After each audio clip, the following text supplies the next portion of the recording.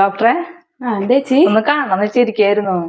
ഇപ്പോഴത്തെ പിള്ളേർക്ക് ഭയങ്കര കുറുമ്പ് മാത്രല്ല, ഒരു അക്ഷരം പഠിക്കില്ല, ഒരു ഓർമ്മയില്ല അവർക്ക്.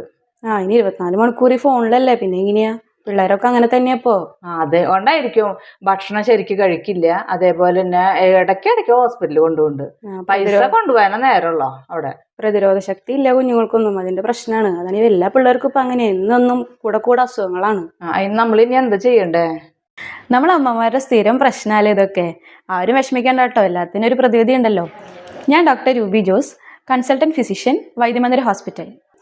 കുഞ്ഞുങ്ങളുടെ ഓർമ്മശക്തി വർദ്ധിപ്പിക്കുന്നതിനും ബുദ്ധിശക്തി വർദ്ധിപ്പിക്കുന്നതിനും അതുപോലെ കൂടെയുള്ള അസുഖങ്ങൾ തടഞ്ഞ് രോഗപ്രതിരോധ ശേഷി കൂട്ടാനും വേണ്ടിയിട്ട് ആയുർവേദത്തിൽ പറയുന്ന ഒരു പ്രതിവിധിയാണ് സ്വർണ്ണപ്രാശം എന്നുള്ളത്. 16 വയസ്സ് വരെയുള്ള കുട്ടികൾക്കാണ് സ്വർണ്ണപ്രാശത്തിന്റെ മരുന്ന് സാധാരണ കൊടുക്കുന്നത്.